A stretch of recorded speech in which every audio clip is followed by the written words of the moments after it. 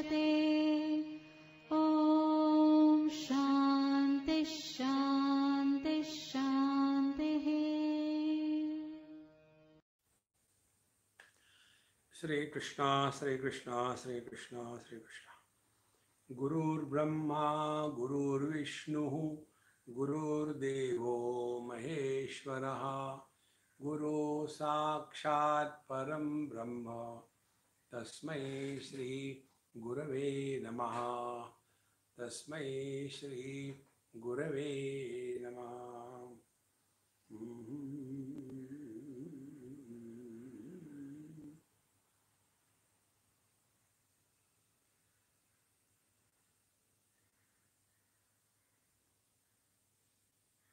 महाराज जी ज्ञान और भक्ति की चर्चा चलने पर कहते थे कि ज्ञान का अधिकारी होता है अत्यंत वैराग्यवान।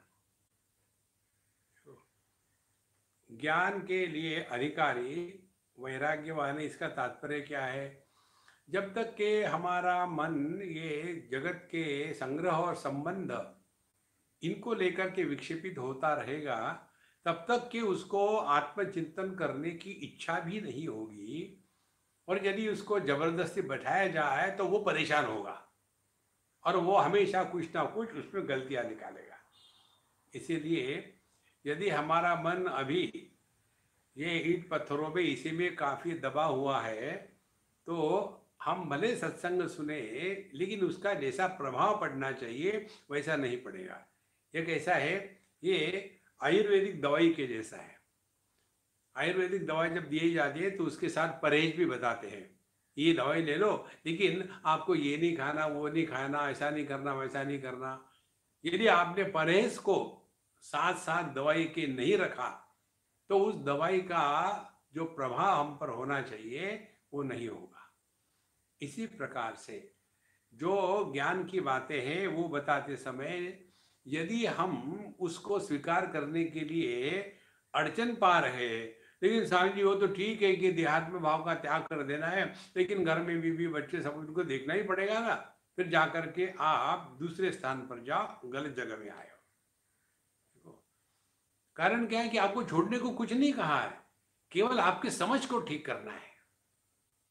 कई बार यही बात होती है, वैराग्य माने सब छोड़ छाड़ करके चले गए और भीख मांग करके खाना खाने लग गए, वो नहीं वैराग्य। देखो, वैराग्य का तात्पर्य है वस्तु का होना न होना दोनों का हमारे मन पर प्रभाव जितना कम होगा उतना हमें वैराग्य ज्यादा है।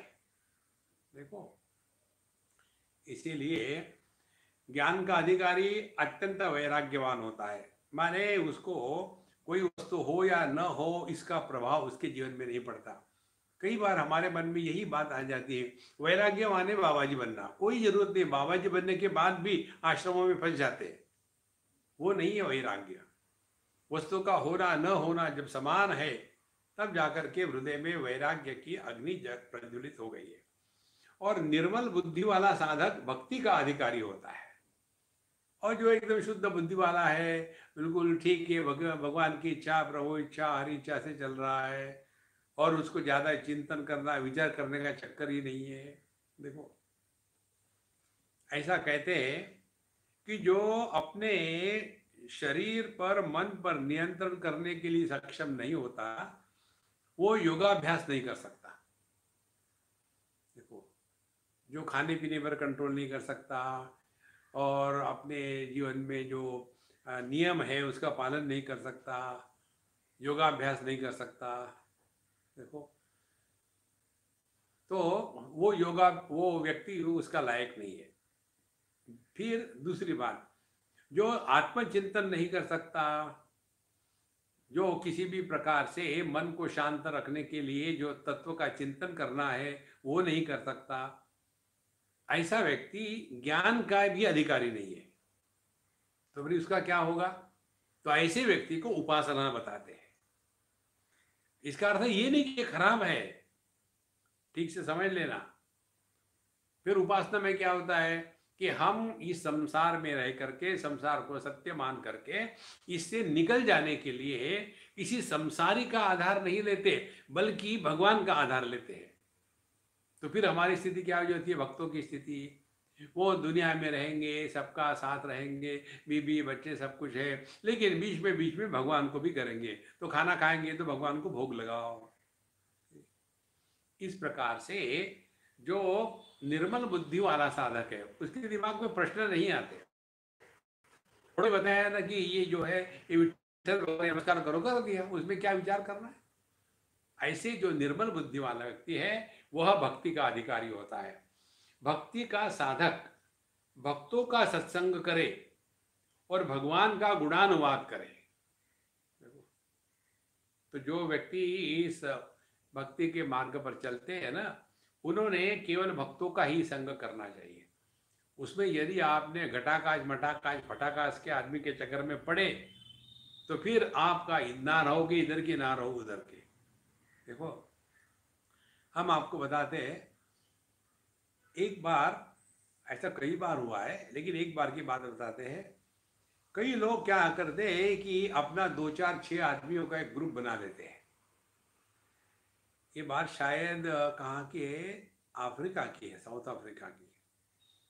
और वहाँ बस 2 4 जो है उन्होंने अपना एक ग्रुप बना लिया, और फिलोसॉफिकल ग्रुप।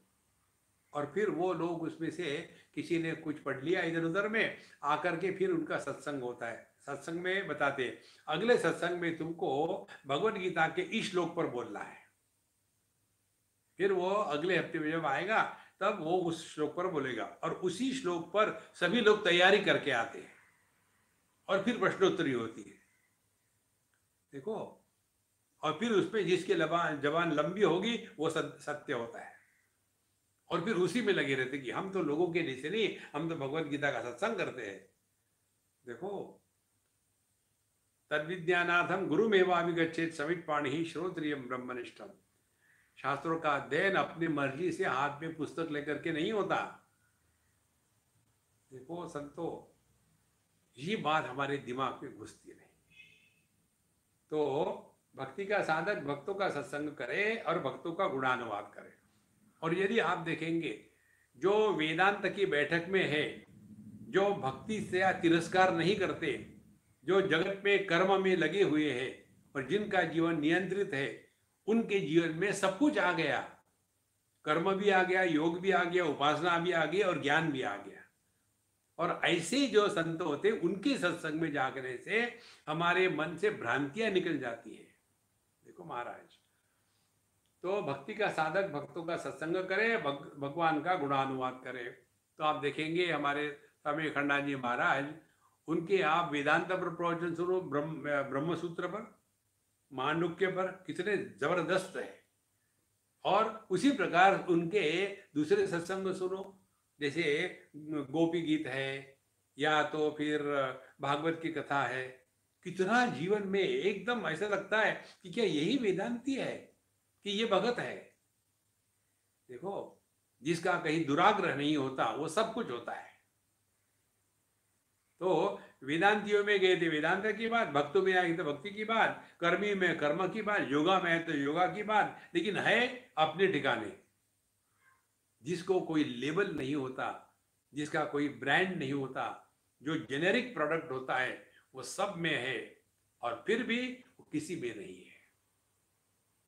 देखो संतो, इसीलिए सत्संग में जाना चाहिए। और ये भक्त की बात कहते हैं, उसे अद्वैतवादी ग्रंथों को पढ़ने सुनने की जरूरत नहीं है। तो जो भगवान के भगत लोग हैं ना, वो अपने भगवान की कथा सुने, उनके गुणगान करे, जप करे, भजन कीर्तन करे। इसके द्वारा उनके हृदय में धीरे धीरे सब चीजें खत्म हो जाएगी, केवल भगवान रहेंगे। और ऐसा जिसका अंतःकरण शुद्ध हो जाता है, इसको कहते कृतोपास्ति। जिन्होंने भगवान की भक्ति करी है, भक्ति के द्वारा, उपासना के द्वारा अंतःकरण शुद्ध हो गया, अब उनके जीवन में भगवान ही सबसे प्रिय वस्तु है। अब ध्यान से सुनना, जिसके प्रति हमारे मन में प्रेम होता है उसके बारे में हम और ज्यादा जानना चाहते हैं। देखो, एक अम्मा ने हमको पूछा था, स्वामी जी मैं आपसे आपके बारे में कुछ जानना चाहती हूँ। क्यों? बोले मुझे आपसे बहुत लाभ हुआ है और मैं बहुत प्रभावित हूँ आपसे, इसीलिए मैं जानना चाहती हूँ आपके बारे में। मैंने ठीक है, लिख लो।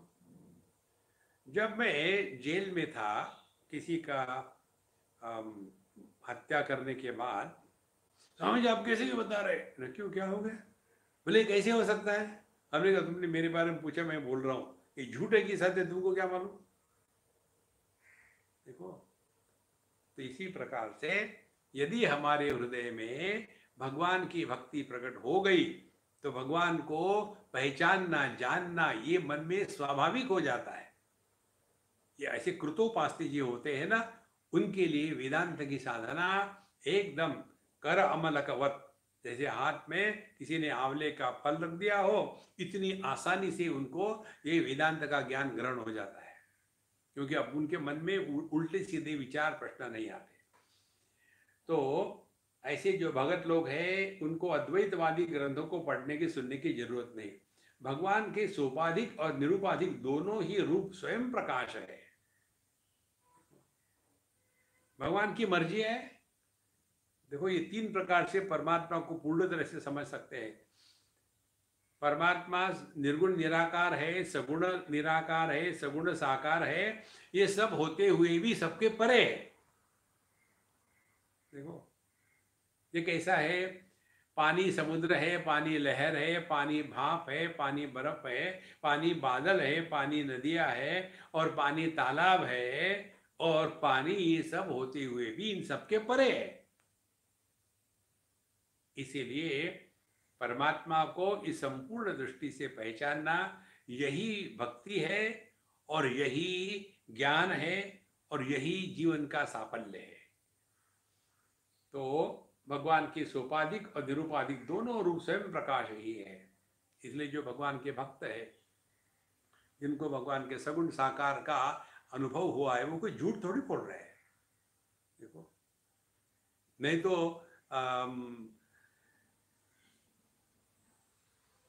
अनेक भक्तों ने, संतों ने जो कहा है कि उनको जो भगवान के दर्शन हो गए थे। देखो, इसीलिए ये मत समझ लेना कि निर्गुण निराकार ही सब कुछ है, सगुण निराकार ही है। नहीं नहीं, सब कुछ है, लेकिन सबके परे है। तो प्रेमी चाहे जिस रूप में प्रेम करे, वह भगवान से ही प्रेम करता है। ये सिद्धांत बहुत महत्व का है। हम आपको ठीक से एक उदाहरण से बताते हैं। एक बार एक हमारी अम्मा है, मेरे पास आई और बहुत गुस्से में थी, गरम गरम। तो बोला क्या हो गया भैया?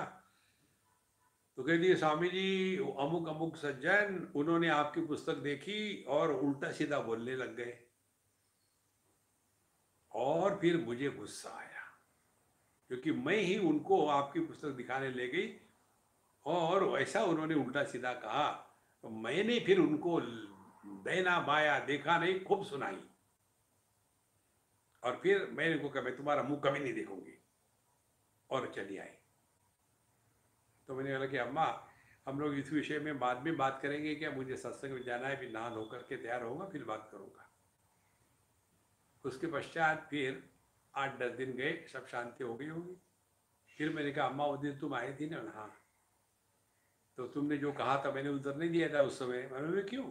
उस समय तुम, मैं जो बोलने वाला था वो ग्रहण करने की स्थिति में नहीं थी, इसलिए। फिर मैंने कहा देखो, तुम्हारा यदि मेरे प्रति प्रेम है तो अन्य के प्रति द्वेष कैसे हो सकता है? देखो, मेरे प्रति प्रेम है माने क्या? आपके हृदय में प्रेम है ना। यदि आपके हृदय में प्रेम है तो द्वेष के रूप में कैसा प्रकट हो रहा? देखो, हम जो कहते हैं ना प्रेम प्रेम प्रेम, ये केवल आसक्ति है। हमको जो अच्छा लगता वही है, बाकी खराब है। जिस प्रेम में अच्छा बुरा नहीं होता वही भगवान का प्रेम है। और इसीलिए प्रेमी चाहे जिस रूप में प्रेम करे। हमारे नारद जी कहती है अनिर्वचनीय प्रेम स्वरूपम। आप देखेंगे ना, ये माताएं जो होती है ना, अपने बच्चे को क्या क्या नाम से बुलाती है। एक हमारी दिल्ली की अम्मा है, अब वो भी बूढ़ी हो गई होगी, और उसकी जो लड़की थी अब वो भी 2-4 बच्चों की माँ हो गई होगी। जब उसकी वो बेटी छोटी थी तो उसको प्यार आता था बेटी से, तो अपने गले लगाती, जरा जोर से दबाती थी, और क्या कहेगी, मेरा बैंगन का भरता। अब मुझे बताओ, भले आप पंजाबी हो, लेकिन बच्चे को बैंगन का भरता करके प्यार करना, ये क्या है? अनिर्वचनीय प्रेम स्वरूपम। प्रेम का कोई नियम नहीं होता। डांट दिया तो भी प्रेम है, गुस्सा किया तो भी प्रेम है, गले लगाया तो भी प्रेम है, बोला तब भी प्रेम है, नहीं बोला तब भी प्रेम है। देखो महाराज, जिसने इस शुद्ध प्रेम को समझ लिया है वो कभी मिसअंडरस्टैंडिंग नहीं करेगा। जहां मिसअंडरस्टैंडिंग होती है वह शुद्ध प्रेम नहीं है। देखो कितनी महत्व की बात है। इसीलिए यहाँ कहते हैं कि प्रेमी चाहे जिस रूप में प्रेम करे, वह भगवान से ही प्रेम कर रहा है। तो जिस प्रेम में कोई विशेषता का दुराग्रह नहीं है वह शुद्ध प्रेम है। विशेषता का दुराग्रह क्या है? हम गए और फिर महाराज जी ने हमको बिठाया और स्वयं चाय बना के हमको पिलाई। तो महाराज जी बहुत प्रेम करते हैं, ये प्रेम की विशेषता हो गई। और हम मिलने गए महाराज जी से, और महाराज जी अपने काम में लगे रहे, ऐसा भी नहीं कहा भी कब आए क्या है, और फिर हम जाते हैं, हमने कहा, बोले ठीक है, और चले गए हम। ये भी प्रेम ही है। लेकिन इस प्रेम को समझने वाला वो होता है कि जिसके हृदय में शुद्ध प्रेम है, जिस प्रेम में अपेक्षा नहीं होती वह शुद्ध प्रेम है। जिस प्रेम में अपेक्षा होती है वह आसक्ति है, और आसक्ति जा सकती, टिकती नहीं, और भक्ति भागती नहीं, टिकती है। भगवान को, भक्तों को आनंदित करने के लिए उनकी भावना के अनुसार विभिन्न रूपों में भासते हैं। तो भगवान तो भक्त के लिए भिन्न भिन्न रूप लेकर के प्रकट होते हैं। ये बहुत महत्व की बात है। ये आपको एक बात बताते हैं, हमारे बम्बई की बात बहुत पुरानी है, होगी 30 साल से भी पहले।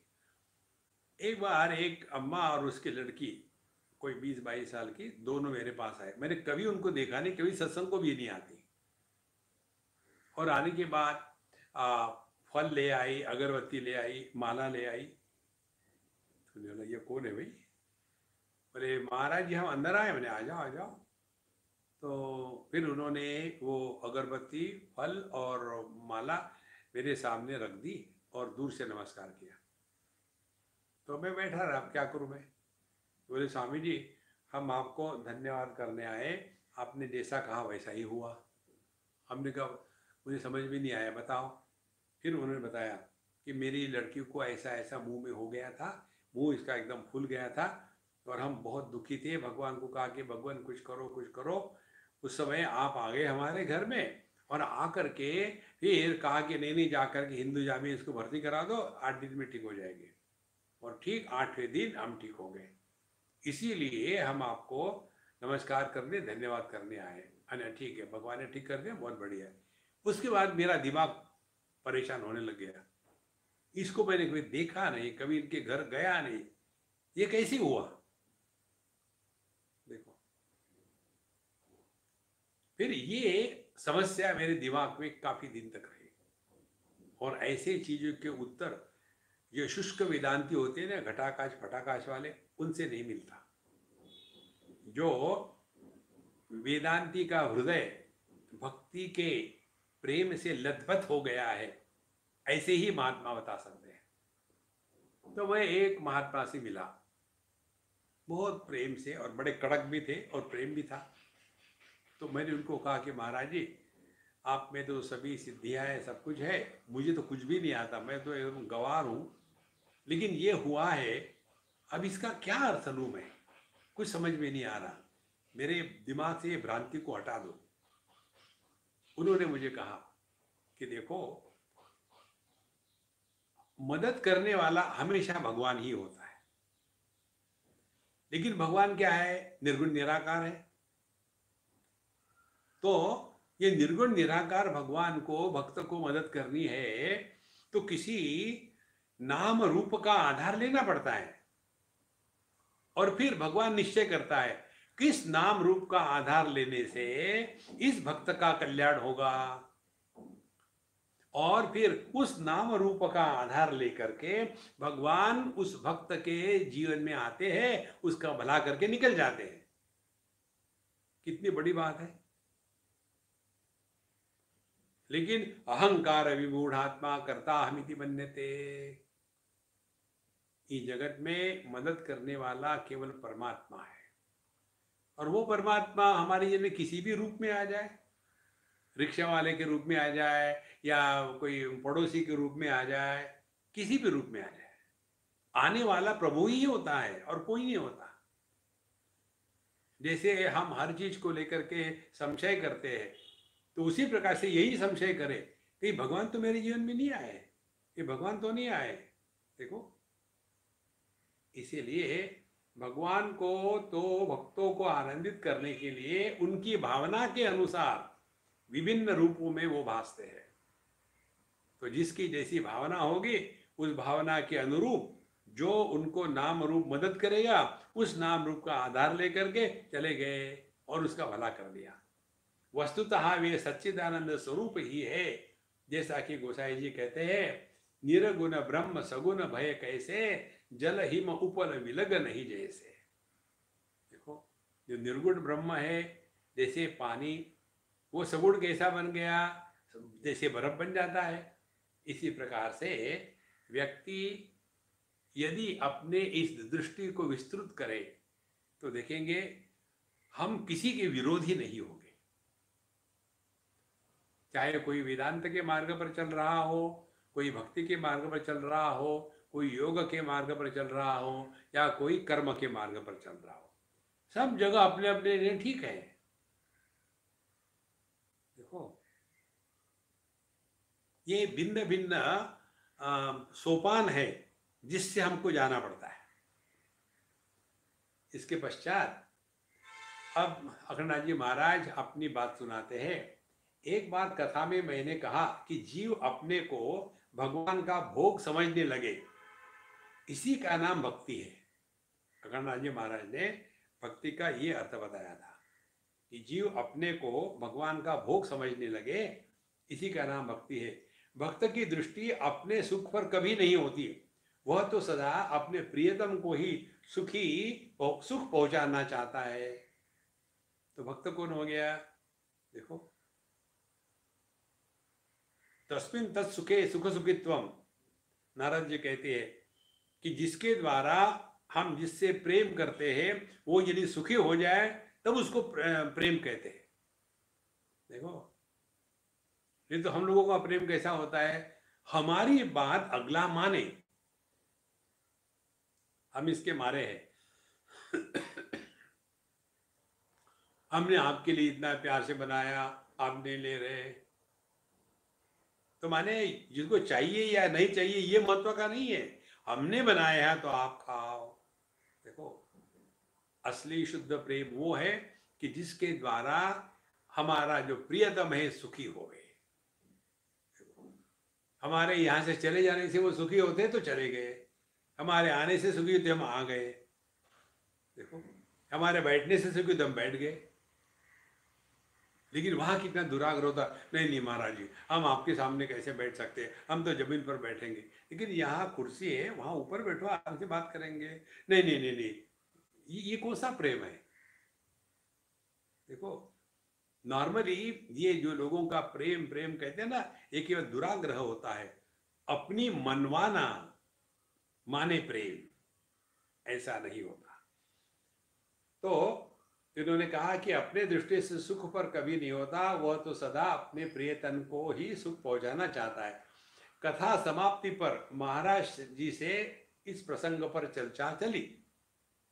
कथा में महाराज जी भी होंगे, तो बोले भैया, जीव परम प्रेमास्पद तो अपना आत्मा ही है ना, वह भ्रम से भले किसी अन्य को प्रियतम अपना अपना प्रियतम माने, जीव चेतन है वह, अतः किसी का भोग्य सदृश नहीं हो सकता।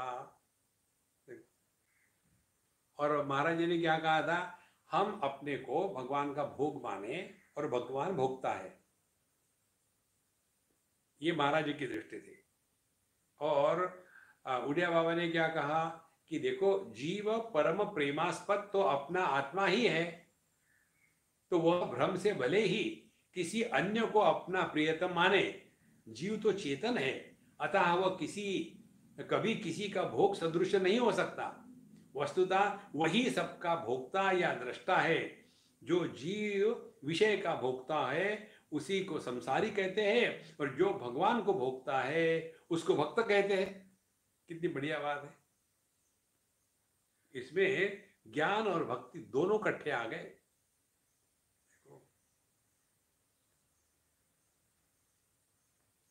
हम जब अपने आप को तुच्छ मानने लग जाते हैं तो हमने अपने आप को प्रकृति के साथ जोड़ लिया है। देखो, तो जब हमने अपने आप को जीव माना है और हमने अपने कमियों को साथ रखा है, पापो हम पाप कर्मा हम तो अज्ञानी, हमको क्या आता है, ऐसा यदि मानेंगे तो हम संसारी है। और यदि हम जो जीव है प्रभु की ही तो अभिव्यक्ति है, ऐसा जब हम अपने बारे में स्वीकार करेंगे तब हमने अपने आप को ठीक समझा है। कितनी बड़ी बात है। इसलिए भैया, जीव का परम प्रेमास्पद तो अपना आत्मा ही है, वह भ्रम से भले ही किसी अन्य को अपना प्रियतम मान बैठे, जीव चेतन है, अतः वह कभी किसी का भोग सदृश नहीं हो सकता। वस्तुतः वही सबका भोक्ता या दृष्टा है।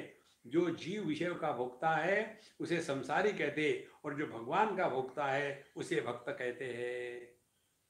देखो, तो जीव के जीवन में यदि संसार है तो वह परिच्छिन्न जीव है, और वो यदि उसके जीवन में भगवान है तब वो भक्त है।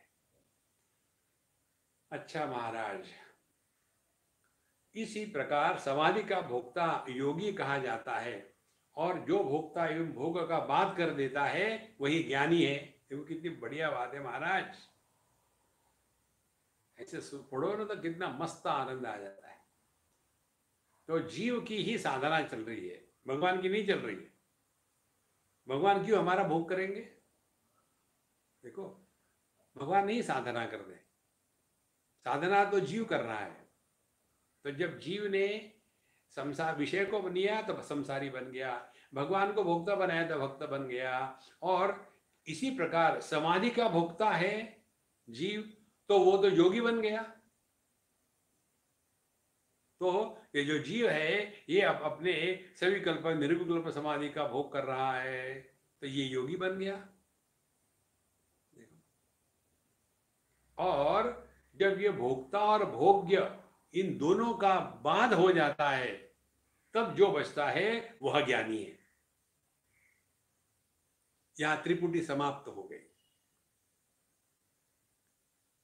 तो इससे क्या निकला? साधना करने वाला ना भगवान होता है, ना संसार, ना प्रकृति होती है। साधना करने वाला जीव होता है। अब ये जीव साधना 4 प्रकार से करता है। पहला प्रकार यह है कि यह जीव साधना करता है विषयों के भोग से आनंद प्राप्त करने की। तो ऐसा जीव जो आनंद को विषय में खोज रहा है वो जीव संसारी है। और जो जीव आनंद को भगवान की उपासना में खोज रहा है वो भक्त है। और जो जीव अपने प्रकृति को नियंत्रण में ला करके इस नियंत्रण के कारण प्रकृति के विक्षेपों से विकृतियों से प्रभावित नहीं होता, वह जीव योगी है। और जिस जीव ने अपना स्वरूप पहचान लिया है, जिसके लिए ज्ञाता ज्ञान ज्ञेय भोक्ता भोग्य भोग यह त्रिपुटी का पूर्ण अभाव हो गया है, वह ज्ञानी है। 4 बातें हो गई। साधना तो जीव ही करता है। तो मैं भगवान का भोग्य हूँ, इस भावना में जो दिव्य अलौकिक रस है, भक्त उसका भोक्ता ही है। तो मैं भोग्य हूँ भगवान का, इस जो भावना है, इस भावना का जो दिव्य अलौकिक रस है, भक्त उसको भोगता ही है। मैं भोग्य हूँ, यह भावना तो उसकी भोग्य ही है। अतः आत्मनस्तु कामाय सर्वम प्रियम भवति। हम लोग सुबह के सत्संग में देख रहे हैं ना, याज्ञवल्क्य जी ने मैत्रेय को बताया था कि आत्मनस्तु कामाय सर्वम प्रियम भवति। दुनिया में हर चीज हमको अपने स्वरूप के लिए, अपने लिए प्रिय होती है। वहाँ उन्होंने दर्जनों एग्जाम्पल दिए, यही सबका तात्पर्य है। ज्ञानी कौन है पूछने पर महाराज जी कहते थे कि ज्ञान का अधिकारी है वह है जिसे देखी सुनी किसी भी वस्तु से मोह न रहे। ज्ञान का अधिकारी वो है कि जिसको किसी देखी सुनी वस्तु से मोह न रहे। दुनिया हमारे हृदय में, जीवन में प्रवेश करती है ये दो मार्गों से, देखना या सुनना, ऑडियो विजुअल। जिसको आपने देखा नहीं वो वस्तु आपके हृदय में प्रवेश नहीं करती। जिसके बारे में आपने सुना नहीं वो वस्तु आपके जीवन में प्रवेश नहीं करती। लेकिन हम बचपन से कितना देखे, कितना सुने, वो सब के सब हमारे हृदय में प्रवेश कर गई। और फिर हमारे हृदय में इतनी भीड़ हो गई है कि वहां भगवान को रहने को जगह ही नहीं। देखो, इसीलिए ज्ञानी कौन है, कहते हैं जिसे देखी सुनी किसी भी वस्तु से मोह न रहे। तो ये कैसे संभव है? हमारी आनंदमयी मां का मंत्र ले लो, देखो सुनो बोलो मत। बोलना माने क्या? किसी भी वस्तु का नाम या रूप इसको ग्रहण करने के बाद इसके ऊपर हमारी कोई टीका टिप्पणी, हमारा कोई ओपिनियन, हमको कुछ कहना है, ऐसा कुछ कहा तो वो वस्तु हमारे हृदय में प्रवेश कर गई।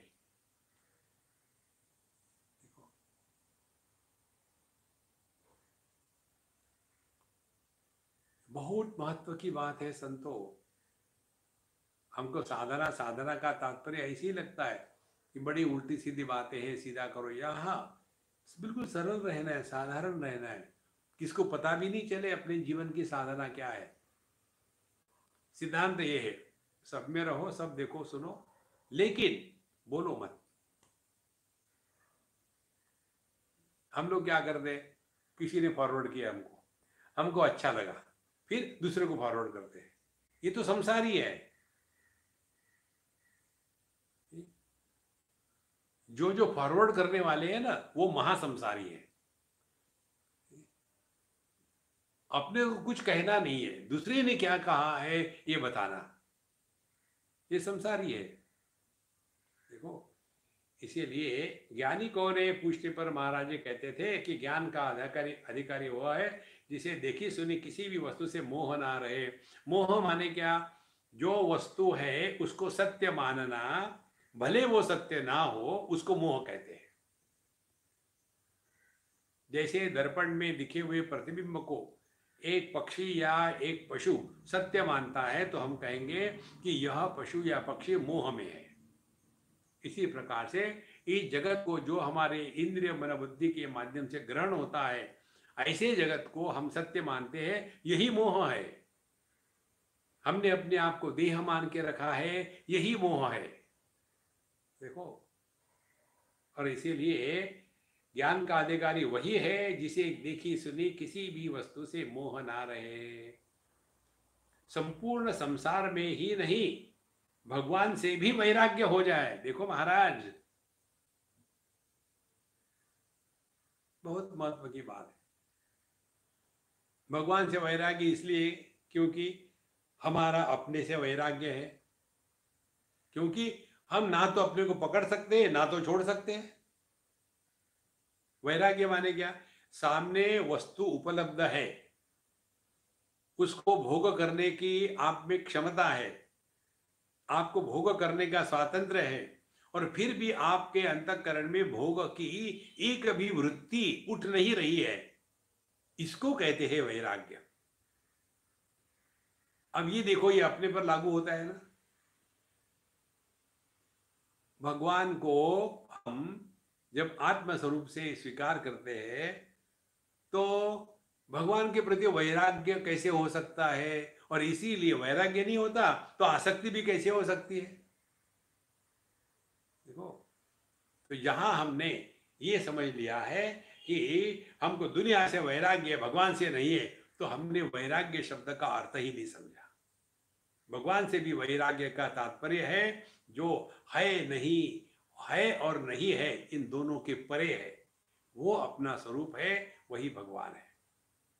इसीलिए भगवान से भी वैराग्य माने हमने भगवान को अपने से अलग नहीं स्वीकार किया है। ज्ञानी की धारणा की ज्ञानी की धारणा का ठीक ठीक वर्णन नहीं किया जा सकता। देखो, ये ज्ञानी को समझना कठिन है, क्योंकि ज्ञानी ही ज्ञानी को समझ सकता है। कारण क्या है? यह अनुभव इंद्रिय मन बुद्धि के माध्यम से ग्रहण नहीं होता, और हम लोगों को किसी भी अनुभव को ग्रहण करने के लिए इंद्रिय मन बुद्धि, इनके व्यापार की आवश्यकता होती है। तो हमारे ज्ञान का क्षेत्र इन उपाधियों में ही सीमित है, और ज्ञानी को वो अनुभव है जो इस क्षेत्र के परे है। देखो, इसीलिए ज्ञानी की धारणा का ठीक ठीक वर्णन नहीं किया जा सकता। मोटे तौर पर इतना कह सकते हैं कि मंद ज्ञानी की धारणा रहती है संसार मिथ्या है, मध्यम ज्ञानी की धारणा रहती है संसार स्वप्नवत है, और उत्तम ज्ञानी की धारणा रहती है संसार का अत्यंताभाव है, संसार कभी हुआ नहीं, ना कभी होगा। देखो, अब हमको महाराज जी ने 3 स्टेजेस बताई है। पहली स्टेज क्या है? कहते हैं कि जो मोटे तौर पर, माने ये केवल समझाने के लिए, ऐसे मत करना कि इसको लेकर के गए, खड़े हो गए, बाबा जी को देखा, उत्तम है कि मध्यम है कि घटिया है, हाँ, उसके लिए नहीं है ये। तो मोटे तौर पर इतना ही कह सकते हैं, मंद ज्ञानी की धारणा रहती है कि संसार मिथ्या है। देखो, ब्रह्म सत्यम जगन मिथ्या। उसके पश्चात मध्यम ज्ञानी की धारणा रहती है संसार स्वप्नवत है। माने क्या? जब स्वप्न चल रहा है तब सत्य है, स्वप्न टूट गया तो मिथ्या है। माने ये जो मध्यम ज्ञानी है वो जगत के अनुभूतियों में, जगत में रहते समय ऐसा रहेगा कि मानो ये जगत सत्य है, लेकिन वो इसमें फंसेगा नहीं। देखो, इस बात को भगवान कृष्ण कहते हैं भगवत गीता के 3 अध्याय में, न बुद्धि भेदम जनयेद अज्ञानाम कर्म संगिनाम दोषेत सर्व कर्माणि विद्वान, माने ज्ञानी, विद्वान युक्त समाचरण। तो ज्ञानी व्यक्ति इन अज्ञानियों के बीच में रहते हुए ऐसा ही व्यवहार करे जैसे अज्ञानी हो, लेकिन मुक्त संगत समाचर। वो इसमें रहते हुए भी इसको उसने सत्य नहीं किया, क्योंकि वो अपने स्वरूप में जग गया है। ये हो गई मध्यम ज्ञानी की बात। जो पहले मंद ज्ञानी था उसको वो क्या कहेगा? यार ब्रह्म सत्यम जगत मिथ्या, प्रवचन मारो। देखो, जगत को मिथ्या कहना, दूसरे के कष्ट को दे करके, ये मंद ज्ञानी का लक्षण है। देखो ये देखो ये ऐसा हो गया, कोई बात नहीं, जगत मिथ्या, ये होती रहता, डोंट वरी। नहीं नहीं नहीं, किसी के दुख की हमको मजाक नहीं उड़ानी है।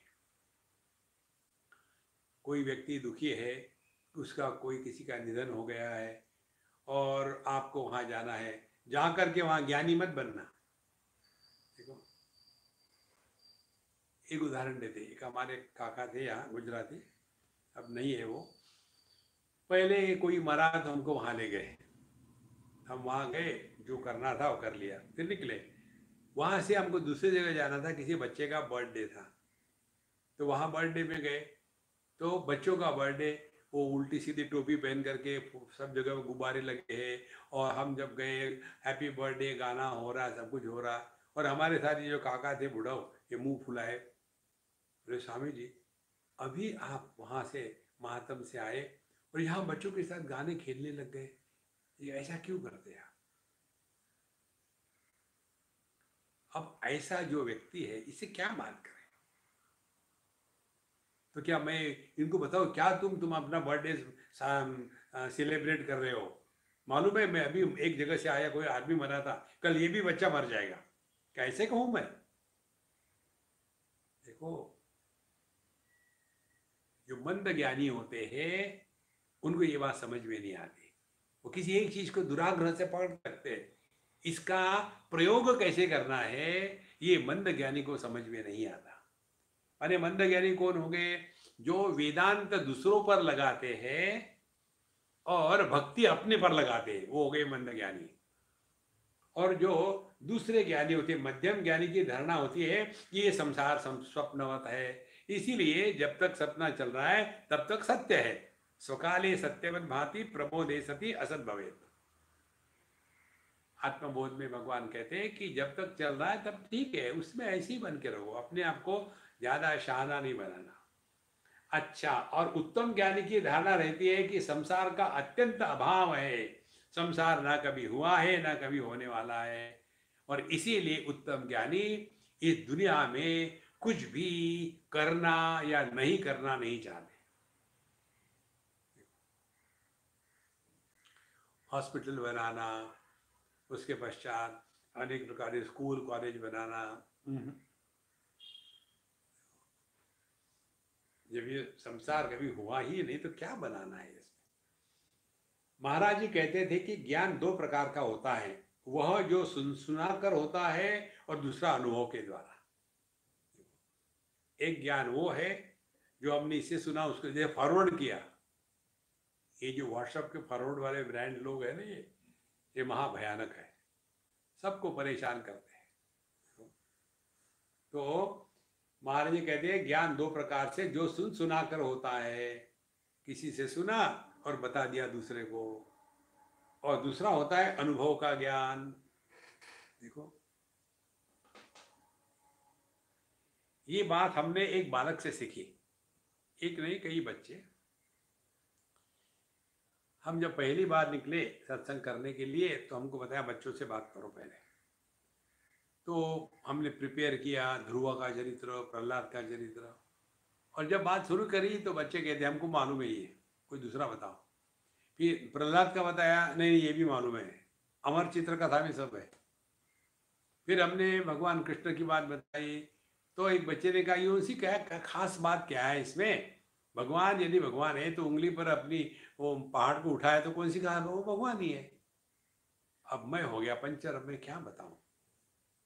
तो फिर एक बच्चे ने बताया आप हमको ऐसा बताओ कि जो आप अपनी बात हो या आपने कहीं देखी हो हम लोगों के जैसा। उस दिन मुझे बात समझ में आई कि ज्ञान एक तो सुना सुना है और दूसरा अनुभव का ज्ञान है। माने जिस ज्ञान में अनुभव जुड़ा रहता है उस ज्ञान का प्रभाव सुनने वाले के हृदय पर होता है। जिस ज्ञान में अनुभव जुड़ा नहीं है वह केवल शब्द जालम महारण्यम चित्त भ्रमण कारण। कितनी महत्व की बात बताई महाराज जी ने। तो एक तो वह जो सुना कर होता है, दूसरा अनुभव द्वारा। पहला ज्ञान बोध नहीं कहा जा सकता। तो ये जो हम लोग प्रवचन करते हैं ना, ये बोध माने अनुभव नहीं कहा जा सकता। अनुभव गम्य ज्ञान के लिए दो बातें चाहिए, एक विवेक की स्फुरता और चित्त शुद्धि। देखो, विवेक की स्फुरता चित्त शुद्धि का दोनों को इकट्ठा मिला लो तो उसको कहेंगे स्पॉन्टेनिटी। ज्ञानी के ये लक्षण है। प्रश्न पूछने के पश्चात एक क्षण में by click of a mouse उत्तर आ जाता है। जैसे हमको अपने बचपन की कोई घटना बतानी हो तो हमको तैयार नहीं करना पड़ता, क्योंकि वो अपना अनुभव था।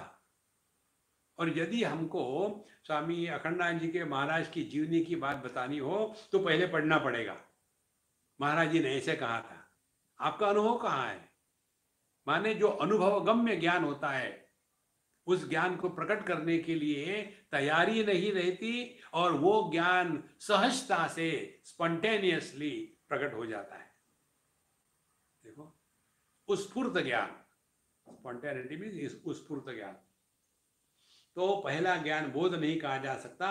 अनुभवगम्य ज्ञान के लिए दो बातें चाहिए। विवेक की स्फुरता, स्फुरता माने यही जो एकदम प्रकट हो जाती है, स्फुरण हो जाता है, विवेक का स्फुरण। और ये तब होता है जब साधु संत ये पहचान लेते हैं कि अगला प्रश्न पूछने वाला किस दृष्टिकोण से प्रश्न पूछ रहा है। आपने देखा होगा कई साधु संत होते हैं, जब वो किसी प्रश्न का उत्तर देते हैं तो हम एकदम उससे प्रसन्न हो जाते, क्लियर हो गए, एकदम ठीक कहा। और कई बार हम जाते हैं, पूछते हैं, लेकिन हम सुन लेते हैं, लेकिन मन में तसल्ली नहीं होती कि नहीं नहीं इन्होंने बता दिया लेकिन मैं अभी सेटिस्फाइड नहीं हूं। कारण क्या है? उस महात्मा जी ने प्रश्न पूछने वाले व्यक्ति का दृष्टिकोण ग्रहण नहीं किया था। और जो सभी दृष्टिकोणों को ग्रहण करके रहता है उसके लिए प्रश्न, अगले वाले का प्रश्न क्या है, एकदम वो पकड़ लेता है और फिर उसके दृष्टिकोण से उसका उत्तर दिया जाता है। देखो, इसलिए अनुभव गम्य ज्ञान के लिए विवेक की स्फुरता और चित्त शुद्धि। और चित्त शुद्धि क्या है? जब हम अपने अंतःकरण में किसी भी प्रकार का दुराग्रह नहीं रखते। दुराग्रह रखा, किसी के प्रति राग द्वेष हुआ, तो आपके हृदय में जो बात प्रकट होगी वो कलुषित होगी, शुद्ध नहीं होगी। जैसे छोटा सा बालक, उसका अंतःकरण शुद्ध है, जब उसको मूड नहीं तो नहीं, हम नहीं बोलेंगे जाओ, फिर 5 मिनट आकर के चलो हम खेलते हैं। तुमने अभी तो बोला था मैंने बोलूंगा, नहीं नहीं मैंने तो नहीं कहा था, एकदम निरागस है। इसीलिए विवेक की स्फुरति और चित्त शुद्धि, ये दोनों बातें अनुभव गम्य ज्ञान के लिए आवश्यक है। विवेक दो प्रकार का होता है, नित्य वस्तु विवेक और तत्व विवेक। नित्यानित्य वस्तु विवेक और तत्व विवेक। यहाँ विवेक के भी दो प्रकार बताए हैं, एक नित्यानित्य और तत्व विवेक। अब नित्यानित्य की बात करते हैं। अज्ञान के रहते हुए भी जो हो जाता है उसमें वस्तुतः अनित्य वस्तु में ही नित्य अनित्य ऐसे दो भाग किए जाते हैं। चित्त की दो अवस्था है, कार्यावस्था और कारणावस्था। इसमें कारणावस्था को नित्य और कार्यावस्था को अनित्य माना जाता है, परंतु वस्तुतः ये दोनों ही अनित्य है। किंतु तत्व विवेक में साक्षी संपूर्ण प्रपंच से पृथक रहता है। यह भी पूर्ण बोध नहीं कहा जा सकता, कारण इसमें भी अपने भिन्न दृश्य वस्तु की सत्ता बनी रहती है। जब साक्षी और साक्ष्य का विवेक हो जाए तब यह विचारे कि यह जितना प्रतीयमान दृश्य है वह अलग अलग है या एक है। जिस समय यह निश्चय हो जाएगा उसी समय उसके अत्यंता भाव का बोध हो जाएगा और अद्वैत तत्व में स्थिति हो जाएगी। अभी सबका तात्पर्य क्या है? देखो, तत्व को दो प्रकार से बताया जाता है। एक है कि यह जगत मिथ्या है, और दूसरा बताते हैं कि यह जगत परमात्मा स्वरूप है। पहले में कहेंगे ब्रह्म सत्यम जगत मिथ्या, दूसरे में कहेंगे सर्वम खलविदम ब्रह्म। अभी दोनों को जोड़ लो ठीक से समझदारी से, तब पता आएगा किसी भी कारण का निष्कर्ष उसके कार्य से होता है। तो यदि हमने जगत को मिथ्या के रूप में स्वीकार किया विवेक के द्वारा, तो मिथ्या वस्तु को लेकर के मन में इच्छा या कामना का निर्माण नहीं होता। जैसे आपने कोई सपना देखा, अच्छा सपना देखा, जग गए, फिर ऐसा नहीं आता यार ये सपना फिर आ जाए, मालूम है ये सपना था। तो किसी भी वस्तु को जब हम मिथ्या के रूप में स्वीकार करते हैं उसको लेकर के इच्छा नहीं होती, ये इसका तात्पर्य है। और दूसरी बात, सर्वम खल्विदम ब्रह्म, सब परमात्मा ही है, सब ब्रह्म ही है, जिसमें हम भी आ गए हैं, तो व्यक्ति को अपनी इच्छा कभी नहीं होती, इच्छा हमेशा अन्य की होती है। तो दोनों का अर्थ क्या निकला? चाहे आप जगत को ये नित्य अनित्य का विवेक करके जगत को अनित्य या मिथ्या स्वीकार करो, तो भी आपके हृदय में इच्छा का निर्माण नहीं होगा। और यदि आपने जगत को ये सब कुछ परमात्मा ही है, यह बात यदि हम स्वीकार करते हैं, तब भी हमारे हृदय में किसी भी प्रकार का इच्छा का निर्माण नहीं होगा। इसीलिए एक ही सिद्धांत को पकड़ के रखना, कोई भी करते हैं तो उसका कार्य क्या है उधर ध्यान देना है। जैसे हम जब डॉक्टरों के पास जाते हैं तो वहाँ यही बात होती है कि उनको हम अपने लक्षण बताते हैं, फिर लक्षणों से बताया जाता है कि आपको क्या रोग हुआ है। इसी प्रकार से हमारी यह ज्ञान निष्ठा दृढ़ हो रही है, या भक्ति निष्ठा दृढ़ हो रही है, या जप निष्ठा दृढ़ हो रही है, या कर्म निष्ठा दृढ़ हो रही है, या योग निष्ठा दृढ़ हो रही है, इसके लक्षण क्या है? लक्षण चाहिए। जैसे हमारा योग निष्ठा दृढ़ हो गई तो तदा दृष्टुः स्वरूपे अवस्थानम, फिर हम अपने स्वरूप में वापस लौट के आते हैं। यदि ये हुआ तब हमारा योग सफल हुआ है, अन्यथा यह निष्फल है। देखो, यदि हमारी जप निष्ठा है तो हम भगवान के नाम का जप करने में कभी भी ना आलस होगा, ना उससे मन ऊब जाएगा।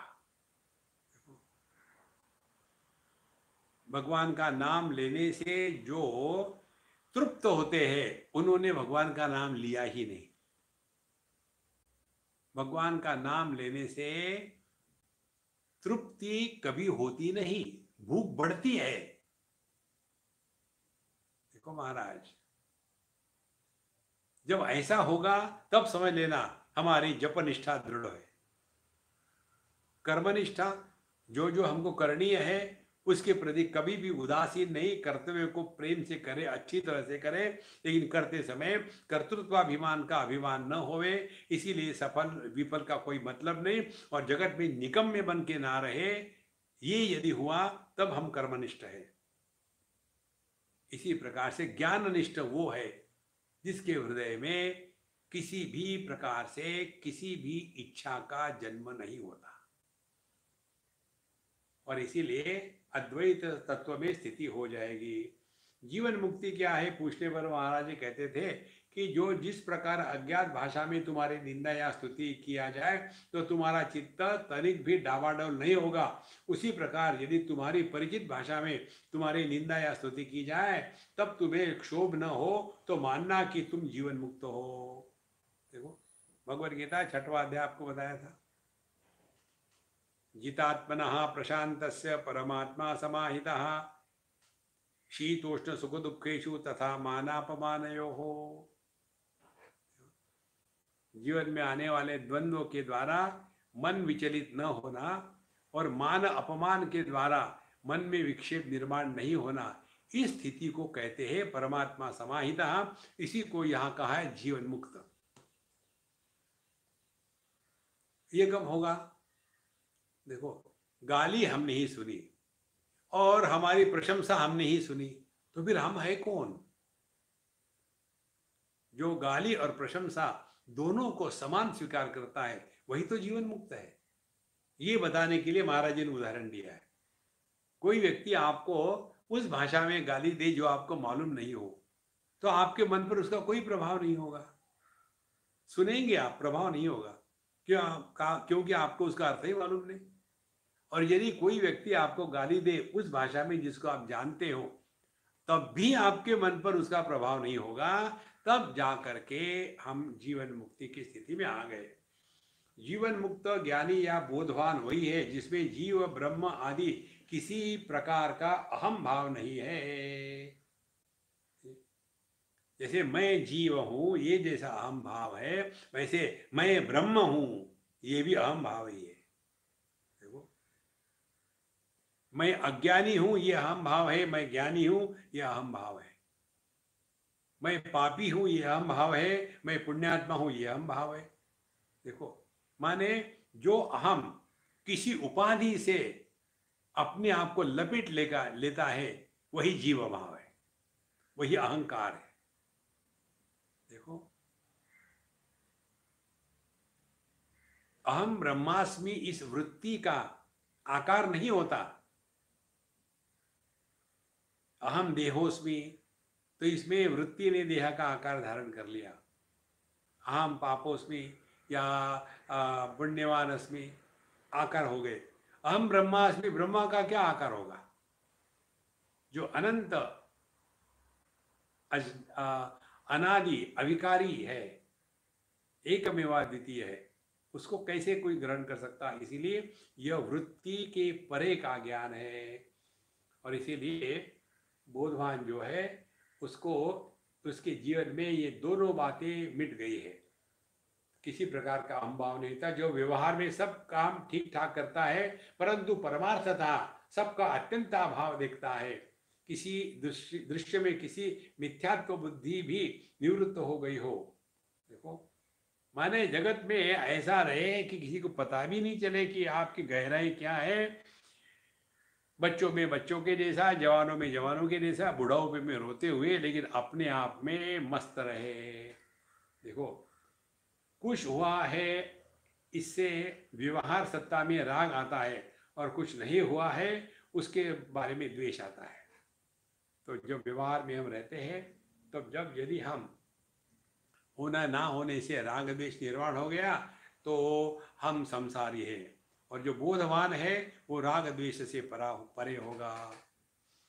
वृंदावन के श्री कृष्णाश्रम में पूज्य महाराज जी की सन्निधि में नित्य निरंतर आनंद ही आनंद बरसता रहा। आप कहते थे कि हमारा आश्रम तो साक्षात वैकुंठ है। आपका जीवन दर्शन और ब्रह्म दर्शन अभिन्न था। बड़े से बड़ा मान अथवा बड़े से बड़ा अपमान आपको क्षुब्ध नहीं करता था। उदारता, क्षमा, अक्रोध के आप मूर्तिमंत प्रतीक थे। कहते भी थे कि मुझे कहीं भी ले जाओ, किसी भी परिस्थिति में क्रोध का नाम निशान नहीं भासेगा। बड़ी से बड़ी विपत्ति, संघर्ष या बाह्य घटना आपको छू नहीं पाती थी। एक बार स्वर्गीय पंडित सुंदरलाल ने अत्यंत कातर होकर कहा, बाबा सब बिगड़ रहे हैं, कुछ ख्याल करो। महाराज जी बोले, पंडित जी क्या मैं अपना स्वभाव बिगड़ूं? इन मूर्खों को डंडा लेकर मारूं? मैं एमए क्लास का मास्टर हूँ, इशारे से बताता हूँ, करो तो करो नहीं तो मरो। थाल परोस कर रखा है, उसे खाना और पचाना इनका काम है। पंडित जी कहते थे कि यह बाबा नहीं, यह माँ है। कुपुत्रो जायेत क्वचिदपि कुमाता न भवति। देखो, साधु संत किसी पर अपना अधिकार नहीं जताते, और किसी पर अपना विचार जो है वो जबरदस्ती से लादते नहीं है। सत्य बता दिया है, जो आपकी मर्जी है करो। देखो, जैसे माँ कभी भी बुरी नहीं होती, यही बताते हैं, कुपुत्रो जायेत क्वचिदपि कुमाता न भवति।